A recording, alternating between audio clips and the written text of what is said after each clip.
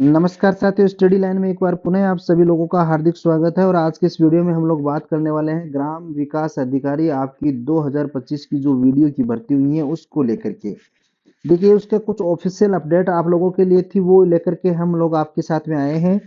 तो हम इस चीज के बारे में बात करेंगे कि आपका रिजल्ट 12 दिसंबर को आने वाला था। ऐसे क्या कारण रहे होंगे जिसकी वजह से आपका रिजल्ट जारी नहीं किया गया है। तो इन सभी चीजों को लेकर के हम लोग बात करने वाले हैं। आगे बढ़ते हैं उससे पहले आपसे एक हम्बल रिक्वेस्ट करते हैं कि आप वीडियो को लाइक शेयर सब्सक्राइब जरूर करें, ताकि हमारा मनोबल बढ़ता रहे और हम आप लोगों के लिए न्यूज लेकर के आते रहें। अब देखिए साथियों, सबसे पहले तो अपन बात करते हैं कि आपका रिजल्ट जो है 12 दिसंबर को आने की जो ऑफिशियल अपडेट थी, ऐसा क्या कारण रहा कि 12 दिसंबर को आपका रिजल्ट नहीं आया और अब आपका रिजल्ट कब आएगा। तो इस चीज के बारे में कल जो आपकी ऑफिशियल अपडेट है वो आपकी ये है कि देखिए, वीडियो का रिजल्ट को लेकर के किसी ने ट्वीट किया है सर को कि सर आपकी मंशा क्या है वीडियो भर्ती का परिणाम आपके बारे में आपने कहा था, एजुकेशन नगरी चैनल के ऊपर कुछ भी नहीं बोले। और वीडियो के रिजल्ट के बारे में आप परिणाम निकालना चाहते हो या नहीं। कल आपने 12 दिसंबर की तारीख दे रखी थी, फाइनल नहीं है।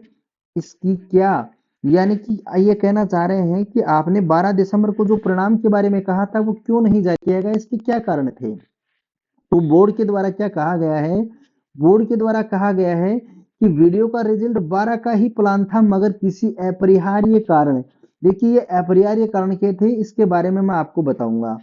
12 को मीटिंग नहीं हो पाई, तो अब नेक्स्ट मीटिंग बोर्ड की 15 दिसंबर को प्लान की गई है, उसके बाद अंदर आपको बताया जाएगा।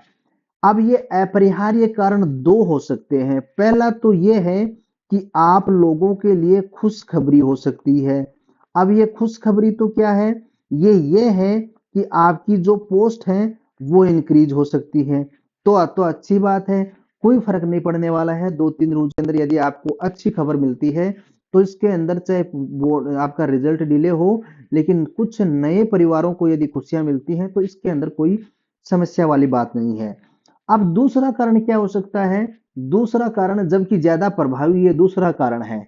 इसका क्या कारण है, 99% तो यही है। ये दूसरा कारण क्या हो सकता है, ये है सरकार के द्वारा लाठी किया जाना। अब सरकार ऐसा क्या कर रही है कि बोर्ड को लाठी कर रही है। वो एक ठेठ भाषा के अंदर, अपन नहीं कहते क्या राजस्थान के अंदर कि ढिंढोरो पिटांगा में, ढिंढोरा पीटने का मतलब होता है कि हम जनाएंगे तुम लोगों को कि हम लोगों ने क्या किया है। अब ये क्या है, तो सरकार ने बोर्ड को लाठी कर रखी है कि वर्तमान के अंदर जो प्रक्रियाधीन भर्तियां हैं उनके रिजल्ट जल्दी से जल्दी जारी किए जाएं। अब ये लाठी क्या है कि आप लोगों को पता होगा कि एक रोजगार मेले का आयोजन होना था। कब, 17 दिसंबर को। 17 दिसंबर को ये आयोजन होने वाला था, जो अब आगे बढ़ा करके कब कर दिया गया है, 22 दिसंबर को किया गया है। अब 22 दिसंबर को क्यों किया गया, क्योंकि सरकार को लोगों के सामने अपना ये प्रदर्शन करना है कि हम लोगों ने आपको इन वैकेंसियों के लिए ज्वाइनिंग दी है। हम आप लोगों को ये हाथों के अंदर जो नियुक्ति पत्र दे रहे हैं, और देखिए ज्वाइनिंग भी नहीं देंगे 22 तारीख को, आपको पता होगा। तो आप लोगों के लिए खुशखबरी है कि आपको सरकार इनकी मनसा है कि जल्दी से जल्दी ज्वाइनिंग दी जाए, लेकिन ज्वाइनिंग नहीं दे रही है 22 तारीख को। आपको पता होगा इस दिन आपको केवल दी जाएगी क्या, नियुक्ति पत्र। नियुक्ति पत्र और बधाई पत्र देंगे सिर्फ। बधाई पत्र दे करके आपको यह कहेंगे कि आपको बधाई हो, आपका सिलेक्शन हो गया है और आपका परिणाम आ गया है, और हम लोगों ने आपको इतनी भर्तियों के ऊपर क्या किए हैं, परिणाम जारी कर दिए गए हैं। अब देखिए सरकार क्या चाह रही है, सरकार ये चाह रही है कि 22 तारीख को ज्यादा से ज्यादा, यानी कि लगभग 30,000 भर्तियों की नियुक्ति पत्र देने जा रही है। अब एक चीज तो ये कि आपको ये भी बच्चे कमेंट कर रहे थे कि सर ये तेरी रोजगार मेला जो है ये आयोजित कहाँ पे होगा, जयपुर में होगा या डिस्ट्रिक्ट वाइज होगा। तो मैं आप लोगों को बता दूं कि ये प्रत्येक जिला मुख्यालय के ऊपर या तो जिला कलेक्ट्रेट या रोजगार कार्यालय आपके हैं वहां पे आयोजित होगा। तो वहां पे आप लोगों को बुलाया जाएगा और वहां पे आपको नियुक्ति पत्र और बधाई पत्र दिए जाएंगे, न कि ज्वाइनिंग लेटर। सरकार ने जो लाठी कर रखी है ना, उसके अंदर ये कर रही है बोर्डों को कि आप भले ही ज्वाइनिंग 15 से 20 दिन बाद में दे देना, लेकिन नियुक्ति पत्र के लिए आप बच्चों के डॉक्यूमेंट्स वो हैं वो 22 तारीख से पहले पहले रेडी कीजिए, जितने हो सके उतने, क्योंकि उस दिन हमें ढिंढोरा पीटना है। झुंझुनिया बजाना है राजस्थान के अंदर कि हम लोगों ने इतने बच्चों को एक साथ में नियुक्ति पत्र दिए हैं। जी ठीक है, कोई बात नहीं। अब बोर्ड क्या चाह रहा है कि बोर्ड के पास में ऐसी कोई जादू की छड़ी नहीं है जो उसको घुमा दे और तुरंत आपका परिणाम जारी हो जाए और आप लोगों के सामने पहुंच जाए।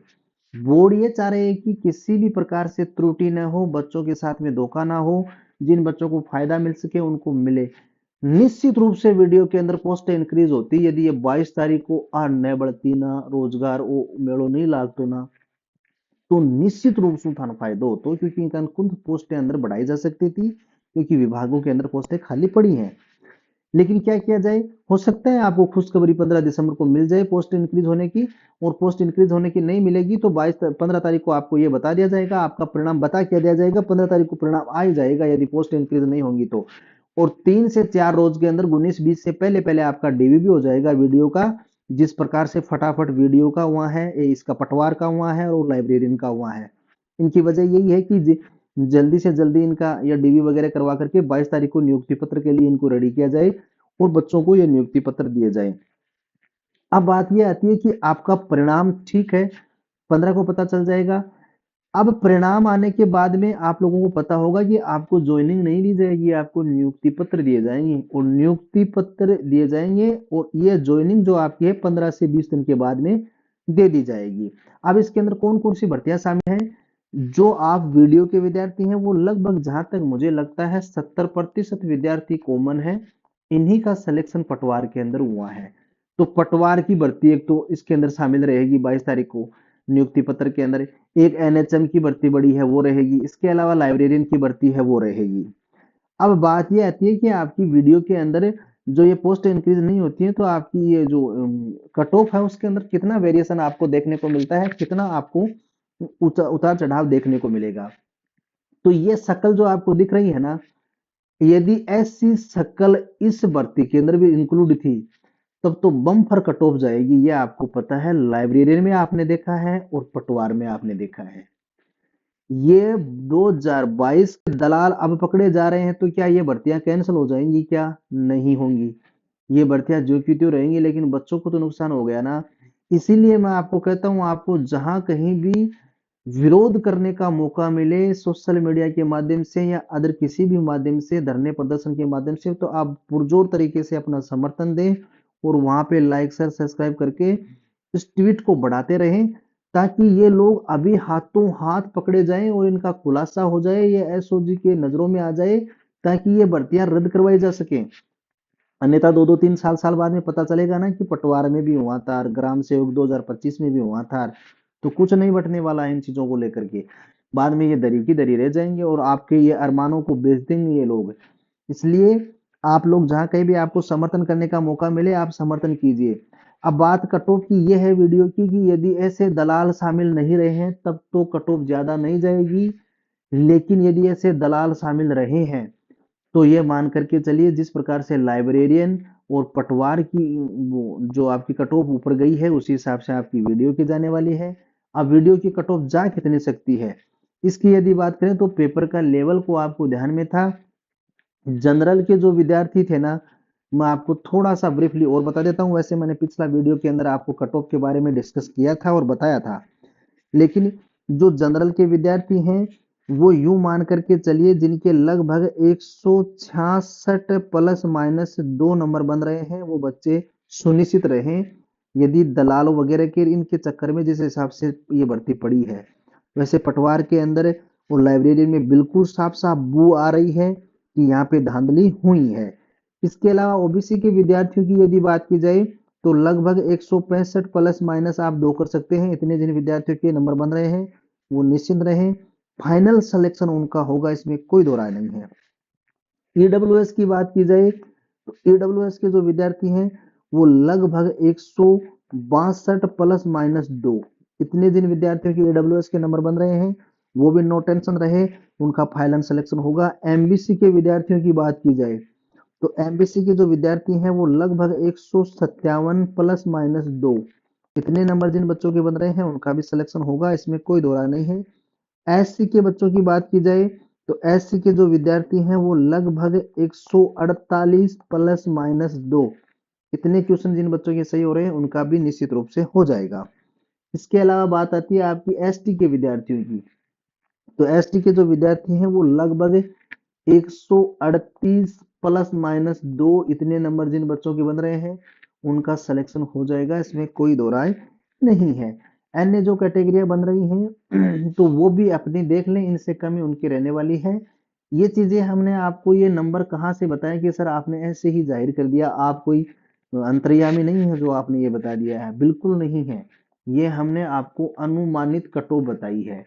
अब ये अनुमानित कट ऑफ हमने किस आधार पे तैयार की है, आपका पेपर के लेवल और आपके पोस्टें कितनी है उस चीज को ध्यान में रखें, और आप विद्यार्थियों के द्वारा हमारे साथ में जो डाटा साझा किया है वो यदि 100% आपने सही बताए हैं तब तो आपकी अनुमानित कट ऑफ यही रहने वाली है।